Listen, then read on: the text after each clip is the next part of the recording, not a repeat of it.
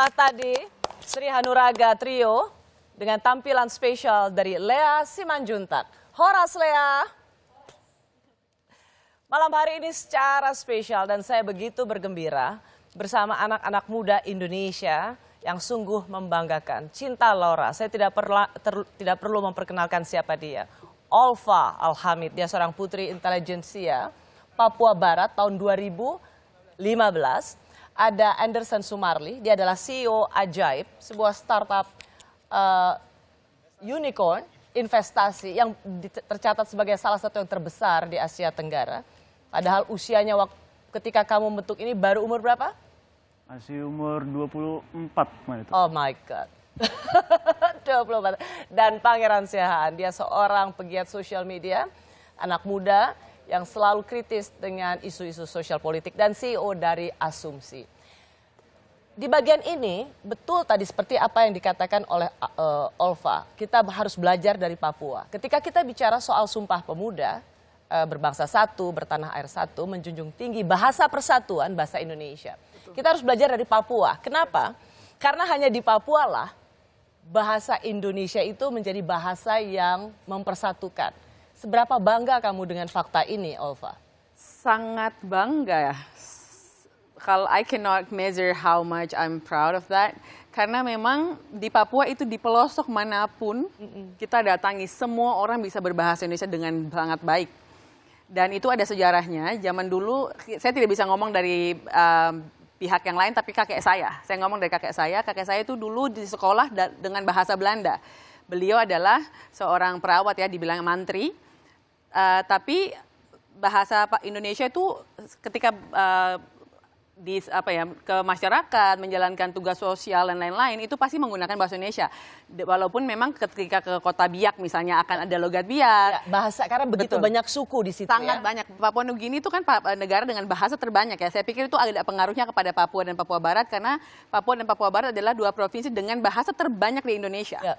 Ya. Bahasa Indonesia menjadi bahasa yang mempersatukan di Papua tanpa menghilangkan bahasa daerahnya. Bahasa daerah di Papua. Begitu tidak egoisnya orang Papua, kita bisa kemanapun di Papua, semua punya bahasa daerah, tapi semua berbahasa Indonesia gitu loh. Cinta Laura pernah dibully dengan aksennya, dianggap membuat-buat bahasa Inggris. Padahal itu bukan sesuatu yang kamu buat-buat, itulah kamu. Apakah kamu merasa sering sekali kita dinilai, dihakimi, kurang Indonesia hanya karena kita selembar dokumen tentang kewarganegaraan atau tidak terlalu fasih berbahasa Indonesia? Absolutely, itu dulu sering sekali terjadi ya. Aku sekarang merasa bahwa itu sudah berkurang karena kita lihat di Jakarta aja ke mall-mall banyak anak kecil hanya berbahasa Inggris. Padahal background mereka 100% orang Indonesia. Jadi aku rasa berbahasa Inggris sudah menjadi fenomenon yang lebih sering dilihat ya. Tapi walaupun begitu, mungkin waktu aku masih kecil dulu, bulian orang sangat menyakiti hati aku. Tapi semakin dewasa aku semakin sadar bahwa cinta kita terhadap suatu negara, and in this case negara Indonesia, tidak bisa hanya dinilai dari sebuah aksen. Kenapa? Karena banyak sekali orang-orang. Thank you. Karena banyak sekali orang-orang di luar sana yang tata bahasa Indonesianya sangat baik.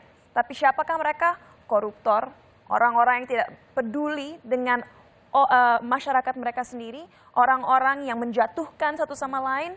So, kalau patriotism kita hanya dijudge dari aksen, aku rasa itu adalah sebuah hal yang sangat ignoran dan sempit. Kalau kecintaan kita atau patriotisme kita pada Indonesia hanya dinilai dari aksen, itu rasanya sempit. Yeah. Anderson juga bagaimana menurutmu orang harus melihat kecintaanmu pada Indonesia? Ya, saya rasa kecintaan kita tuh dilihat penilaiannya dari apa yang kita lakukan, gitu ya. Jadi apa yang kita bisa lakukan untuk memajukan Indonesia. Ya. Contohnya kalau saya ngertinya teknologi. Jadi saya bercita-cita bisa memajukan teknologi Indonesia agar bisa world class. Biar orang lain juga bisa pandang bahwa putra-putri Indonesia juga nggak kalah jagonya, nggak kalah pinternya. Wow. Gitu.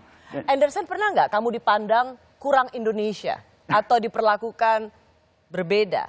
You're less Indonesian than us. Mungkin mirip dengan ceritanya Cinta ya. Mungkin aku juga ada sedikit aksen gitu ya. Mungkin juga ada sedikit bahasa Inggris juga di sini ya. Tapi aku sangat setuju lah dengan perkataan Cinta, yaitu kita jangan dinilai berdasarkan apa ya, how we talk, apa ya, actionnya kita atau latar belakang kita dari mana atau how we look gitu ya. Yang perlu kita nilaikan adalah apa perbuatan kita, apakah kita orang baik, apakah kita memang mau memajukan negara, apakah kita cinta negara Indonesia ini. Olva, kenapa? Dari tadi udah nunjuk. Pengen banget ngomong. Kalau kita cuma dilihat oleh aksen atau muka kita bukan Indonesia, seberapa banyak orang Indonesia yang bukan Indonesia? Itu yang saya mau bilang. Iya kan? Jadi memang keindonesiaan kita tuh tidak bisa dilihat cuman atau diukur oleh satu sisi atau satu kertas atau satu muka yang bukan Indonesia. Memang apa sih muka kita Indonesia banget tuh kayak gimana sih? Kita lo besar banget. Iya kan, dari Sabang sampai... Orang lihat kayaknya kalau Olva tuh Indonesia banget loh. Really? Ya, Cinta Laura mungkin nggak terlalu Indonesia. Tapi siapa yang bisa mendefinisikan bahwa Betul. bahwa ada orang yang lebih Indonesia daripada kita? Betul, tidak ada. Dan di dunia ini pun, Mbak, tidak ada orang yang 100% orang aslinya loh, Mbak. Karena ada proses asimilasi di dunia kan. Jadi pasti walaupun 100%-nya orang, pasti ada mixnya dari zaman dulu gitu loh. Jadi emang tidak bisa dikatakan bahwa karena kita mungkin aksennya tidak Indonesia. Saya juga orang setiap dimanapun, bahkan di Jakarta juga orang pakai bahasa Inggris sama saya setiap kali saya masuk toko gitu. Terus saya kadang-kadang ketawa kayak, saya lanjutin juga pakai bahasa Inggris, nanti udah lama-lama baru saya bilang, Mbak, saya bisa bahasa Indonesia. Jadi kira kamu dari mana? Banyak banget yang kira saya Brazilian atau Dominican Republic. Kayak banyak sekali dimanapun saya pergi. Jadi kayak memang tidak bisa diukur keindonesiaan kita hanya satu batasan tertentu ya. Pange, seringkali kemudian kita yang berbahasa dengan logat daerah, tapi juga dianggap, aduh, kurang bonafit. Padahal sama saja yang berbahasa aksen Inggris itu juga sama Indonesianya, yang beraksen daerah juga sama Indonesianya. Kamu ngelihatnya gimana? Saya rasa mustahil untuk kita bisa menetapkan mana sih yang aksen original Indonesia, karena memang nggak ada gitu. Karena ini kan adalah bahasa yang kita pakai sebagai sebuah bahasa persatuan, dan masing-masing punya corak keberagamannya sendiri-sendiri gitu. Saya kalau balik ke kampung orang tua saya di Tapanuli misalnya, dan kampungnya Kakak Rosi juga gitu, kita kan punya aksen sendiri juga di sana kan, yang mungkin agak keras dan agak marah-marah gitu. Mungkin kalau mungkin teman-teman yang dari Pulau Jawa mungkin lebih halus dan lain sebagainya. Tapi kita memang tidak bisa menetapkan kalau ada logat daerahnya itu bukan bahasa Indonesia. Dan itu sebenarnya juga berlaku di bahasa Inggris juga sama kan. Kalau Anda pergi ke Inggris gitu misalnya, di tiap kotanya tuh aksennya beda-beda gitu. Betul. Nah kalau buat itu kita anggap keren, kenapa di Indonesia kita anggap kampungan? Yes. Benar. Iya kan? Betul. Nah, jadi saya rasa itu bisa diluruskan. Kita ingin menyampaikan begini, bahasa daerah itu harus kita pertahankan. Karena itu adalah identitas nasional. Dan bukan berarti juga yang bisa lebih bahasa Inggris lebih bermutu, atau kemudian dianggap kurang Indonesia karena dianggap asing. Ya, dan gak hanya itu, yang harus dimengerti adalah Indonesia kan memang sangat beragam. Jadi jika seorang misalnya seperti aku yang memang punya ayah yang dari Jerman, mama yang dari Indonesia, sangat wajar dong kalau kadang-kadang memang aku berbahasa Jerman atau mungkin berbahasa Inggris, karena itu juga bagian dari identitas aku. Betul. You know, aku punya dua perpaduan budaya dalam diri aku dan aku bangga dengan dua-duanya. Lalu apa yang bisa mendefinisikan bagaimana kita tahu bahwa Anda semua mencintai Indonesia? Saya tuh menolak ya bahwa kalau ada orang lebih memilih berbicara dalam bahasa Inggris, lalu dia dianggap tidak Indonesia gitu. Kalau kita melihat ke sejarah, kita lihat sama founding fathers Republik Indonesia, Bung Karno, Bung Hatta, itu orang-orang yang bukan cuma bilingual, mereka bahkan lebih dari 2 bahasanya gitu. Bung Hatta nulis surat Haji Agus Salim, dia menguasai 6 bahasa. Orang diplomat yang luar biasa gitu kan. Dan bahkan mereka pun berbicara kepada keluarganya pakai bahasa Belanda juga gitu. Jadi bukan berbicara dalam bahasa apa, tapi apa sih yang dibicarakan? Gagasan keindonesiaan itu apa sih? Ya. Bukan tentang bahasanya, Tapi isinya. tapi isi bahasa itu. Betul. Ya. Anderson? Ya, menurut saya di akhir harinya pertanyaan simpel aja. Apa kontribusi kita terhadap negara? Itu yang mau saya bilang juga. Itu aja sih 100. sebenarnya. Itu sih. Apakah kalau kita berharap pada anak muda sekarang, ada yang bilang, bahasa umumnya adalah millennials, generasi Y, generasi Z, gitu. Semua begitu mengandalkan kalian. Ini sesuatu yang realistis atau sebenarnya overrated, terlalu berharap?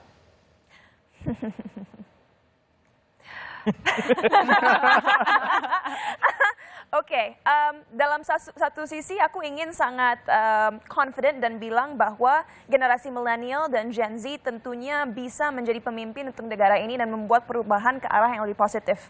Itu sisi idealis dan confidentnya ya. Tapi dalam satu sisi lain, sebenarnya aku baru membicarakan ini kemarin, di mana aku merasa banyak figur politik mengatasnamakan Gen Z dan milenial agar terlihat seperti mereka ingin kita ikut turun tangan dalam desisi-desisi yang dibuat oleh negara ini. Tapi kenyataannya, politik masih sangat bureaucratic dan masih didominasi oleh orang-orang yang mempunyai cara-cara lama yang bukan aku bilang buruk, tapi sudah waktunya kita beradaptasi dengan kondisi kehidupan yang mulai berubah dan memang opini kita sebagai anak muda harus lebih didengar. Karena at the end of the day, kita lah yang paling tahu apa yang kita rasa society kita butuhkan. Mengapa anak muda harus perlu didengar? Karena tinggal di zaman sekarang. Karena kita yang tinggal di zaman sekarang dan tahu apa yang dibutuhkan.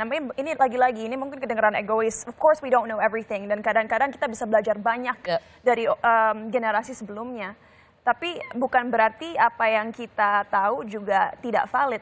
Malahan oleh karena itu penting sekali diskusi terjadi.